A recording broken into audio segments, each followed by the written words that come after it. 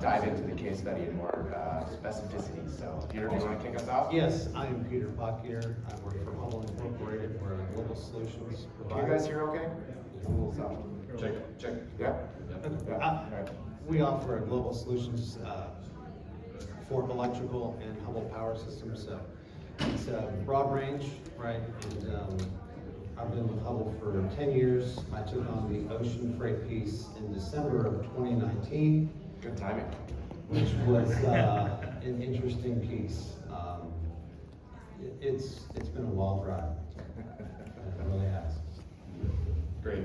Yeah, thanks, Peter. My name is Jake Hoffman. I'm the CTO at Gnosis Freight.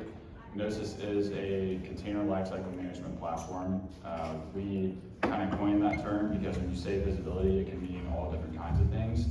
Our focus is on the container itself. So the lifecycle for us is not just when the container gets on a vessel and we track it for you, but when the PO is cut, when it's going to be booked, when it's going to be loaded, in gated at origin, all the way through to managing the empty return. So to avoid the per diem fees, demurrage, and all those kind of things. It's a platform on top of our proprietary data that we have our own track and trace data that we manage and then surface that in the platform for our customers. Yes, and the best thing about this is that it gives you autonomy away from your NVOCCs, your air freight forwarders. So you control your data, right? So then you can power that into Microsoft Power BI, Tableau, whatever you want to do to build out your dashboards so that you know exactly what you're doing and where your freight is at all times.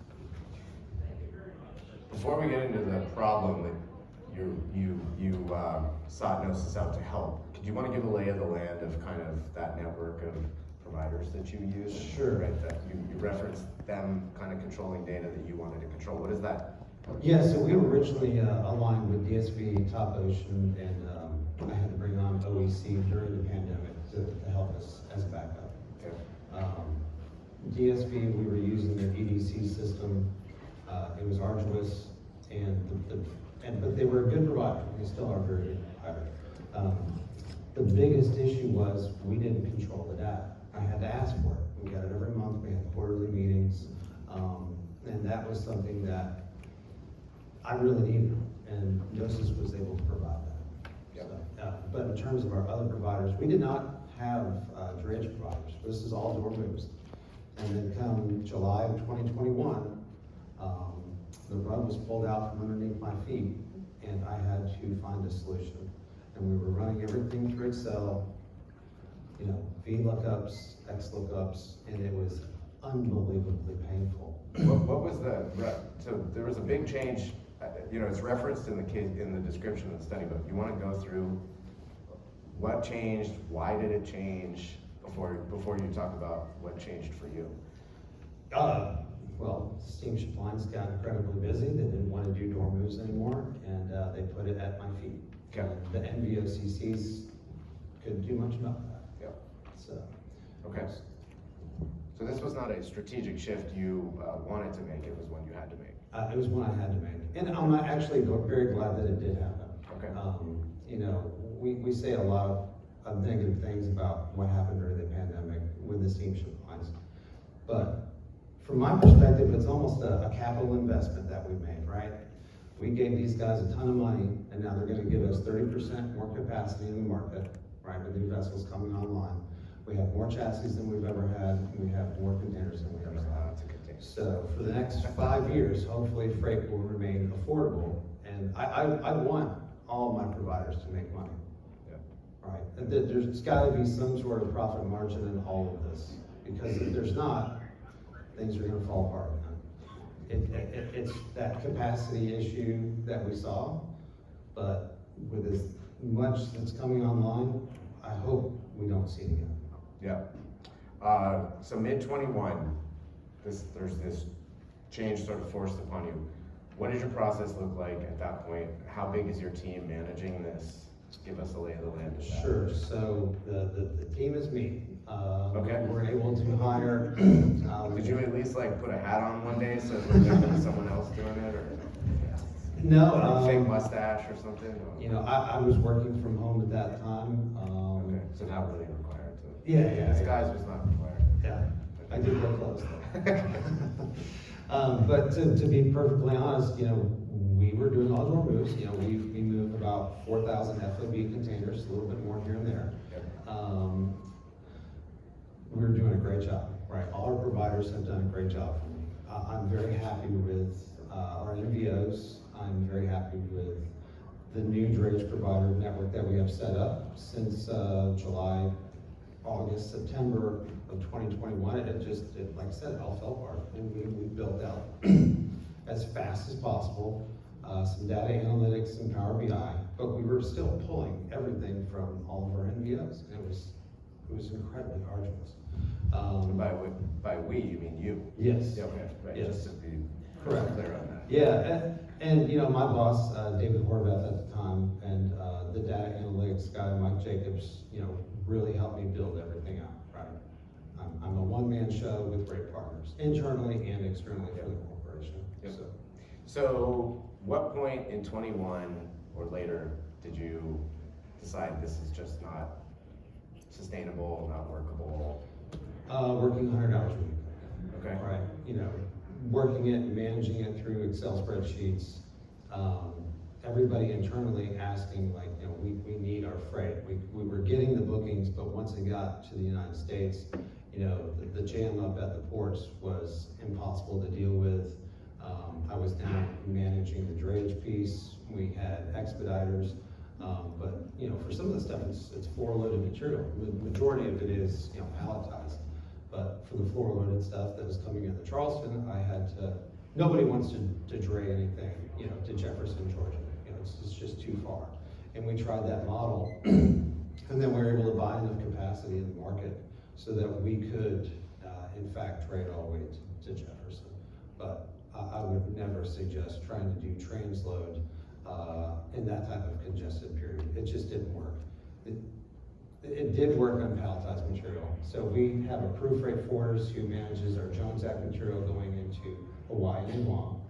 I went to them immediately and said, hey, I need help. I need some provision on the West Coast so that I can go inland to our Centralia facility, the El Paso facility through Santa Teresa, New Mexico, and they saved me. I mean, all of my providers really saved me a great deal. So. Okay. What was the trigger to sort of like go out in the market and start to say? So I had a meeting with CH Power, our broker, and I said, hey, do you guys have any solutions that can work for me, that are cost effective? And they said, well, we actually just met with Gnosis at the South Carolina Trade Conference. So see, it's very important to go to conferences. Yes, actually, it really is, And I tell you on the fourth day of the conference. But it was that, and then we called these guys up, and they showed us the very accurate, very affordable platform that gave us the whole life cycle of the container. And this is what time frame? Just Probably been October 21? 5th, yeah, 21. Okay. And then we were fully on board and online within 2-3 weeks, Yep. feeding data. And I mean, you know, literally working 100 hours a week to go back to like 80 or 90. Amazing. You guys are lifesavers. I mean, So, only had to work 80 hours a week. yeah. Amazing. And then we were able to hire some more folks. Yeah. So I've got Alex who helps me on the customs and see that. So you're now down to 70. Yeah. Okay, good. All right. All right. It's all about incremental improvement. Yes. Jake, from the Gnosis perspective, Right. that first interaction with Peter and their problems, how did you guys sort of set about? It was the entire problem you described where they had to kind of take over, that it was door moves, they were just like kind of receiving everything, for them actually managing that piece. Our value add is that we don't need to go do an EDI integration with every single freight forwarder and trade provider and everything. We control that data. All we need is just the master bill of lading, and then we're able to show them, hey, this is where you're in danger of demurrage, this is where you need to take action here and there, right? And so the value for him is that he can pick and choose his providers based on rates, based on capacity and those kind of things, but he has full confidence that his supply chain is gonna keep moving. So that was the chaos that was introduced when it went from everything door moved to, hey, it's all ready to go to port, you gotta figure out your drayage, you gotta do this. He didn't have to log into 8 different systems, put it all in Excel, be like, oh crap, this container's going into demurrage. It was all kind of handled for him and pushed to the forefront. to handle any of those exceptions. What does that look like from a visual perspective? Yes, it's great. The dashboard itself it's got, linear form on one side, but then the graphics on the main body of the platform. But it has different keys for demurrage, detention, and say you click on the demurrage, it'll show you color-coded by date, everything that's moving, right? So green is good, yellow, hey, you're getting 2 or 3 days out, red. So green means you're right in the middle of your free time. Yes. Yellow is, You this get is about to you got become a 1 or 2 problem. days. Yeah. And, we send that out to our drayage providers and we're constantly pushing, right? We're in transportation management for a reason. We need to manage our freight. Yeah. So, and I have 2 customers, right? I have an internal customer, 16,000 employees, and then I have our external customer, which really is my providers, right? And they all need to know exactly what's going on. So we gave that ability to give that information and the access to Gnosis so that they can all go in and look, right? Our customs broker goes on the Gnosis, all of our drayage providers go in there, and then my internal customer, all of sourcing, all the buyers, anybody in management, they go in and they can look. I don't need, 200-300 emails a day. I would prefer 150, and I want to manage by exception, right? And that's the biggest thing. So, in terms of the dashboard, there's the alerts. Are you guys using like historical data to forecast when Right. a box is likely to be in, or are you just saying there's 3 days left, you need attention, or are you saying you really need to prioritize this because this one is very likely to be based on? So every data point around demurrage and detention and things is, real time. It's our connections directly to terminals, rail carriers, whatever it may be, right? And so that's like the immediate, this is what you need to handle now. But then of course we have every move that we've ever tracked for Peter that he can go look at. He gets a bill 4 months from now, he can go back and look, hey, these are the milestones I have. Should I actually be billed for this or not, right? There's that kind of historical piece. And then, to your point about predictions is like, we work with Peter, we understand, the dashboards and everything that are built are on top of our data, but Peter has an account manager that's one of our engineers that's saying, hey, well, this is, cookie cutter, this is how it starts, but what do you want to see differently? What's important to you? Do you want to see, hey, I want a button that I click that shows me everything going to Charleston, right? That's an example. It's like, if you have problems in Charleston, we can create that for you. And then, think of like pivot tables in Excel, but then in real time calculating like, here's your demurrage spend in Charleston or LA or whatever it might be. So that's, I think in the previous panel, Weston and Mike were talking about, looking at which terminals or which ports are worse and better, and those are the things that we're kind of doing in real time so they can identify where there might be a problem. And how are his drayage carriers connecting to you? Again, you're pulling from the master bill of lading. So the drayage providers, we give Hubbell the opportunity to kind of label like which containers are responsible for which drayage carrier. Yeah. And then once once they are, attached to that container, they have a login to the system where they can log in and see everything they're responsible for. It's just flipped around, it's a different view to essentially the same information, but it's only what that drayage carrier cares about. Yeah. Got it. Are you, Peter, are you managing the allocations to the different carriers yourself, or is that through the platform guiding you on what? So they have different tiers in terms of price. Yeah. I have my associate Alex self-manage that. Okay. And then again, both the NVOCCs, the drayage providers, and our customs broker all have access. Okay.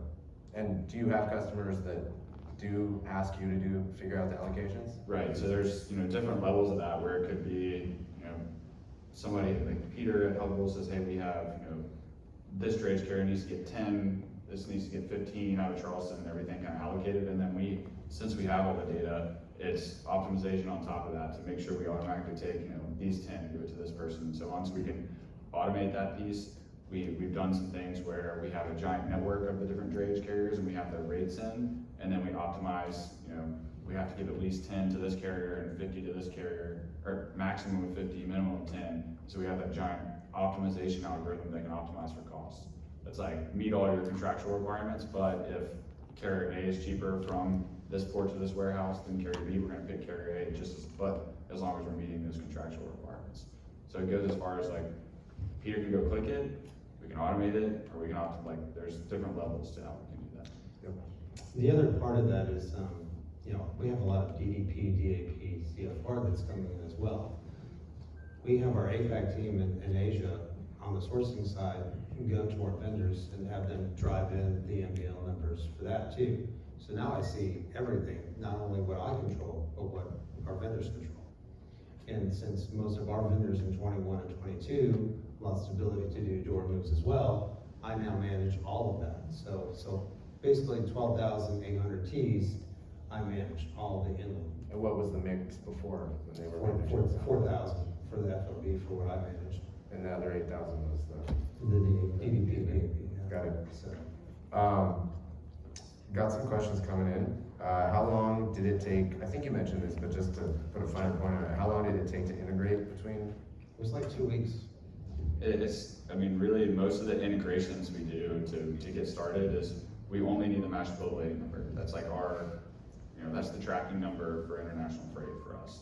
And once we have that and we get it, I mean, automated report from freight forwarder, right? It's like instead of having to go do an EDI integration with a CargoWise with that to get those milestones out, automated report out, it's like, hey, here's all of Hubbell's containers and master bill of ladings. We ingest it into our system, start tracking and do all of those things on our own.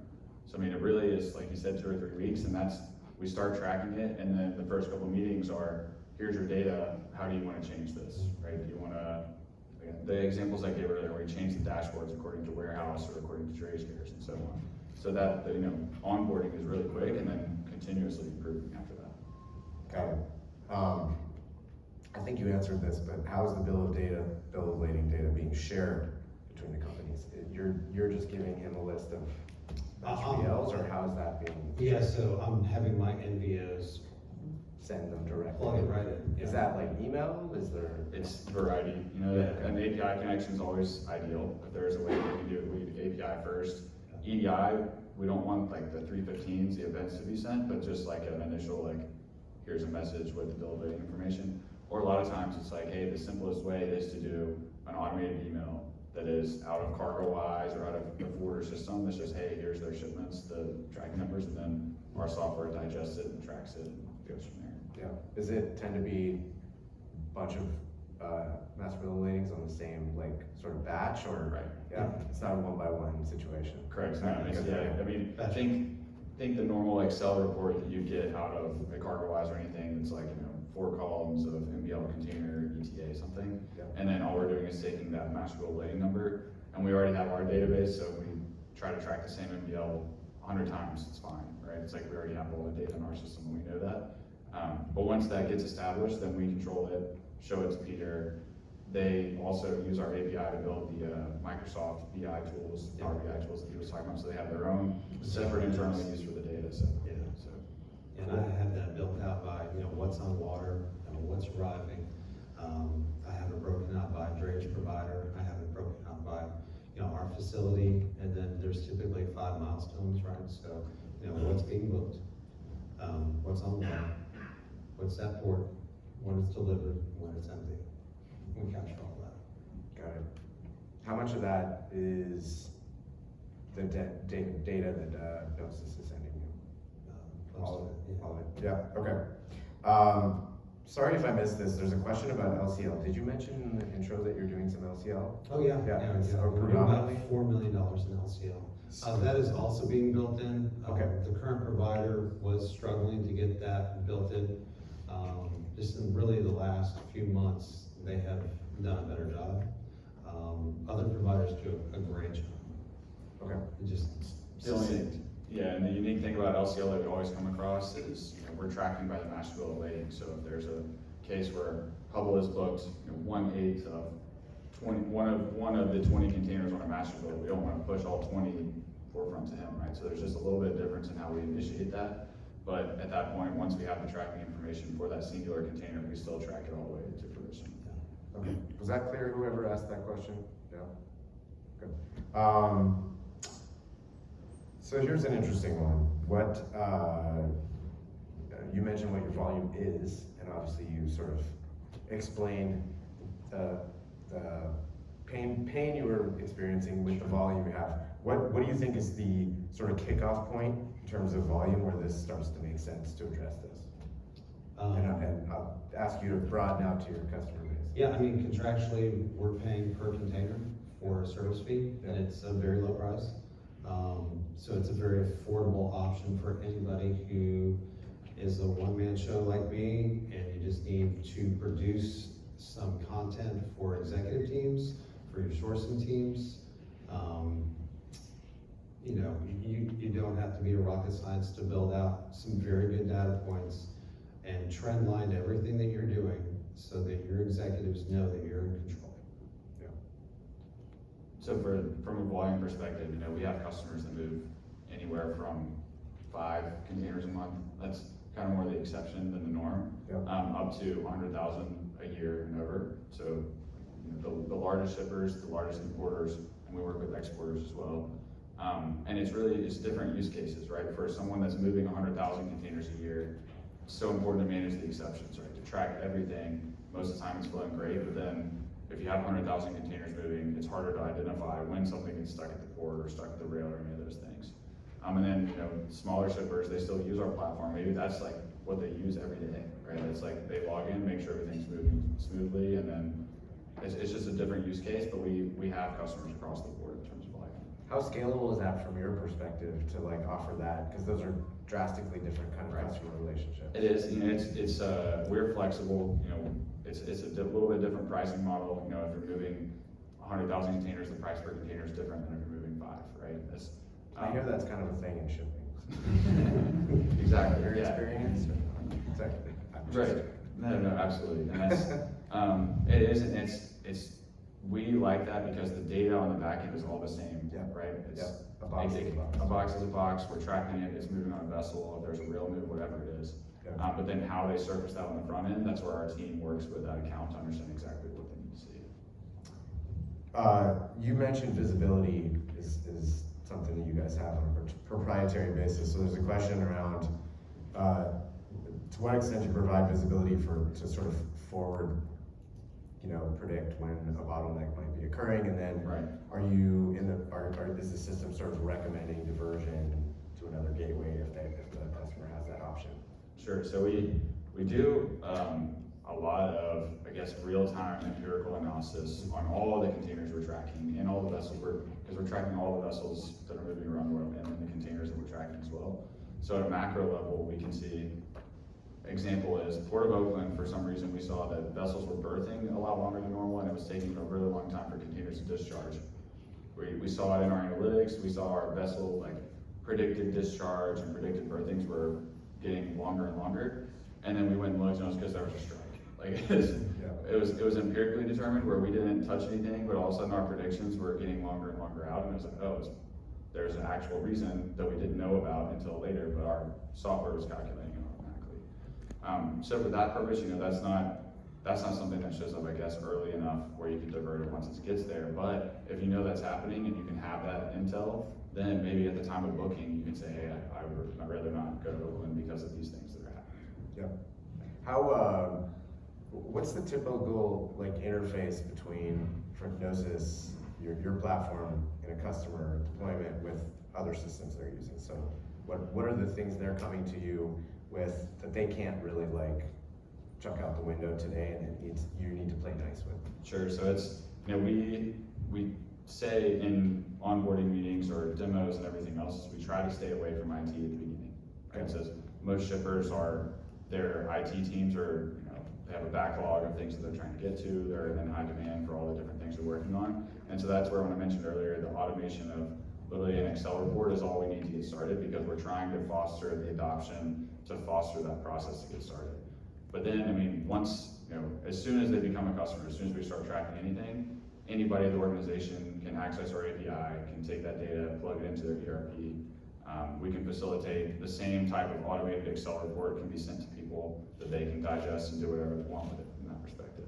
So most of the time what ends up happening, and we see this most of the time, is that they'll get going, and then happy, look, everything's looking good. Then the IT team says, okay, we want to take this data and put it into SAP or, you know, whatever their internal ERP system is. There's a natural progression of get started, use the system, okay, it looks really good, let's do more. And that's kind of how we see it normally happen. Yeah, interesting. Is Peter's use case with you fairly typical for someone of his size and his kind of work? I think his, the urgency at which he started when he got the rug pulled out from under him, like he said, is probably not normal. But since we've been here, we've been hanging out, and he's been talking about he's gonna, maybe he's gonna sign a contract with this provider. He's looking at this person. He has full confidence that as long as I have Gnosis, it doesn't matter who I sign with, because they're gonna track the container and I can handle everything at destination. Yeah. So that's something we see very often, is us, giving him control, and then him having the flexibility to go book with who's got the best rates, customer service, and so on, and not worry about, the visibility might not be good, because we handle that for him. And now I handle my own drayage, tracks. So that's a good lead-in. I was gonna ask, so you did not spend 4 days preparing for this session. You theoretically were meeting with a bunch of other companies here. Has your attitude toward, or maybe it's more appropriate to say, is their attitude toward providing door changed? Are you going back to that at all, or you're just? No, I've certainly talked about it, but, with being in control, I can assign the right carrier that fits our needs versus getting something from an NVO that is fitting their needs and their, that's their relationship, that's not my relationship. Yeah, so those conversations have not come up as some sort of enticement, no, interesting, Yeah, okay. Not anymore. Yep. Or if we were to do a door move, I would still want our carriers to be managing it. The NVO. So you would still get that? is what you're Exactly, saying. yeah. Yep. And still driving everybody into Gnosis to help me self-manage. Yep. Couple questions, Jake. Do you track domestic movements, last mile? Where do you kind of stop? So, can't rule out the future roadmap. I think that's something that we have talked about, and we'll probably, we've done it for some of our customers that we get really ingrained with, and they say, hey, this is just really important for transloads, right? If it's like, hey, we know that either it's a 1-to-1 or it's 340s unloaded into 253s, for us to show that transload piece. We are tracking rail already on the import and export, and so a natural extension of that would be able to track intermodal domestic rail moves. We already have the connections and everything set up. It's just a matter of mapping that out. For the most part, we play in the container game. We play in the ocean freight, whether it's import or export, tracking from origin to destination, managing drayage and all those things. So no pizza delivery on the horizon. Not yet. Right. Pizza, the Domino's thing has come up so much in the last. The pizza tracker was an I feel like, incredible yeah. invention. Yeah, I feel like I need to reference it in every session. Right. So. Yeah, it's, the domestic piece is something that's maybe on the horizon, but for the most part, that's an added piece into what our core offering is. Yeah, and they are working through the air freight side for me right now. Okay. So that's in beta, but we're working through that, and it looks good. Interesting, breaking news. There's a question that came in, is Gnosis actually tendering freight to the dray carrier? So I guess it could be considered that. I think it depends on how, Peter's team determines to use it. Yeah, so right now, we're doing our own segment, like lane provider, right? So Charleston to Jefferson, Georgia, right? We have an East Coast provider, West Coast provider, Gulf provider, and we have a couple of different segues when it comes to the inland rail. We could let them do that. There's an additional cost piece, Okay. so we're currently self-managing that. But Okay. they're fully capable of doing it. But it's within your grasp to do that right now, so why? Yes. Yeah. I think, again, sorry if I missed, it's been a long 8 days. Sorry if I missed this on your intro. Can you describe your gateways? Because I feel like that's That's kind of a key piece. Charleston's our largest, Savannah, Port of Long Beach, LA, and then a little bit into Houston. And then we have our Hubbell, Canada piece coming into Vancouver. Okay. And maybe to sort of take this back to the start of the discussion, were there gateways where your problems and management of them were more acute than others, or were they sort of uniform? It was all bad. Yeah, there was congestion everywhere, and the biggest piece for me was the lack of 45s. Not that we moved very many of them, but when that did occur, that was very painful in terms of detention and demurrage. So, our policy is trying to move more in the 45 cubes and the 20s. So.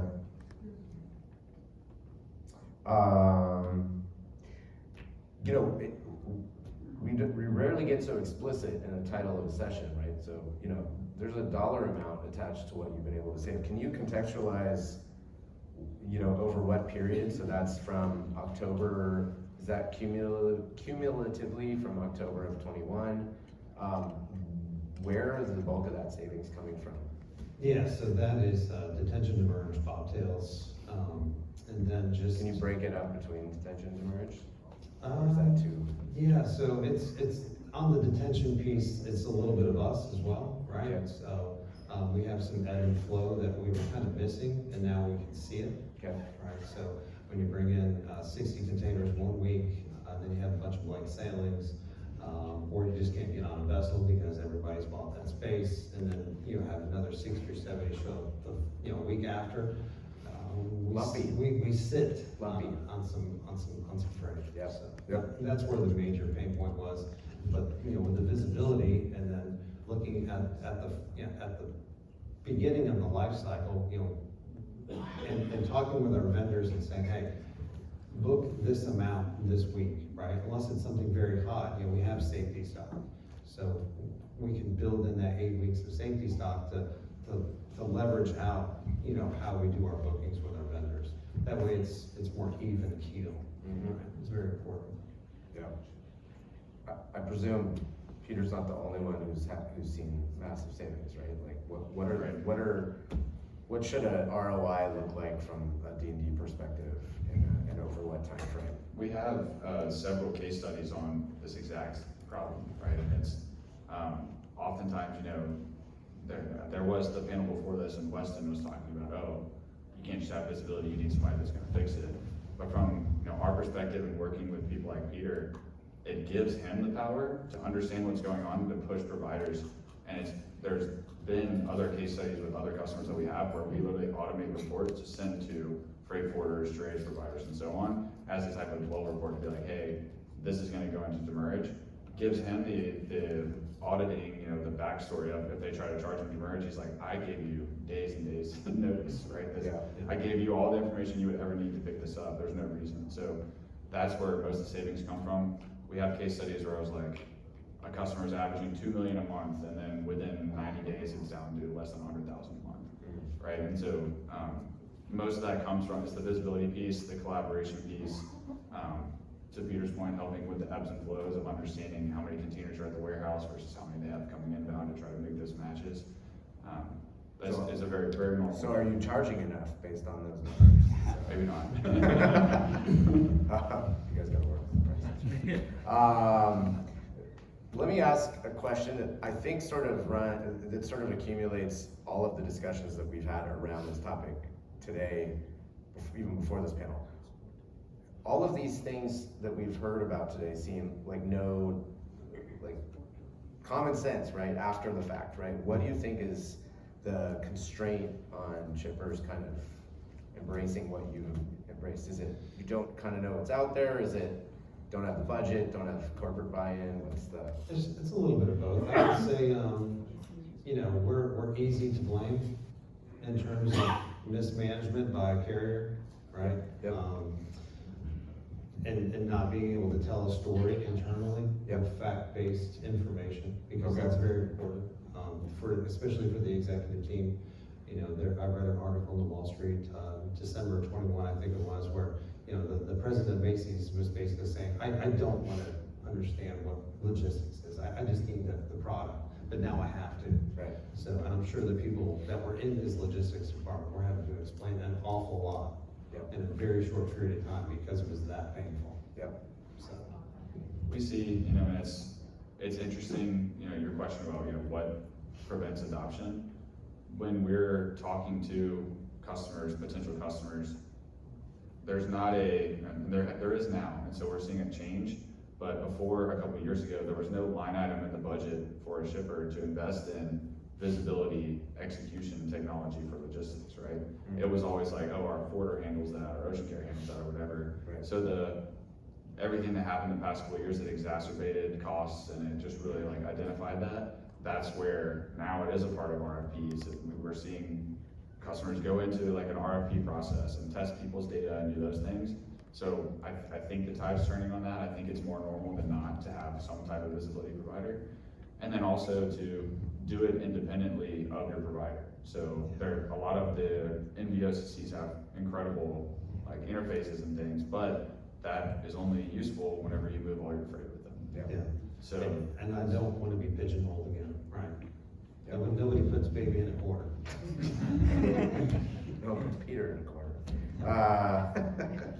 Amazing, dirty dancing reference, amazing.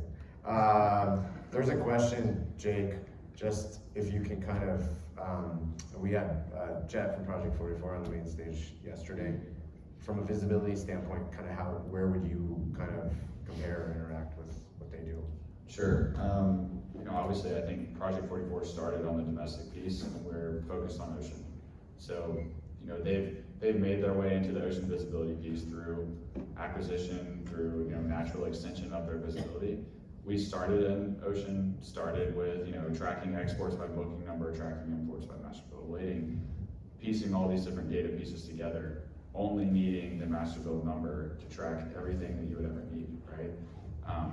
A lot of this is something that's unique to us, and it speaks to the value that we keep preaching on, that you can be independent of your providers and things.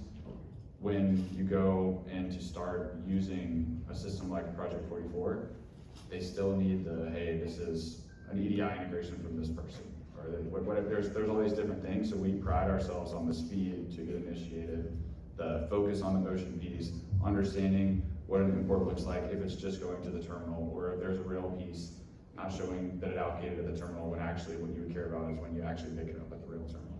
There's just a deep understanding in the ocean piece for us that I think differentiates us from that perspective. Yep. Do all customers see savings on D&D?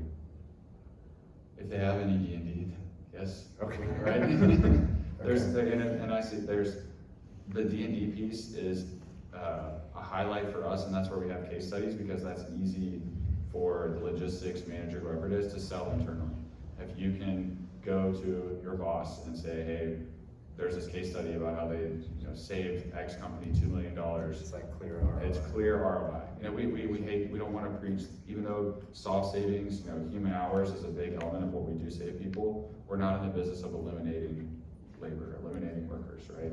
We want to give those logistics managers, the inbound logistics managers, their time back, so that they can, instead of focusing on putting a bunch of Excel sheets together and picturing what's actually happening, going to negotiate contracts or think strategy and do things that they were actually meant to do in their job. Yep. So there's actually a question that came in for me, and I really do not want to monopolize a case study with people who are actually in the industry as opposed to an observer, but the question is are there digital platforms or software options for managing freight these days? Can you share a bird's eye view? We have a minute and a half left.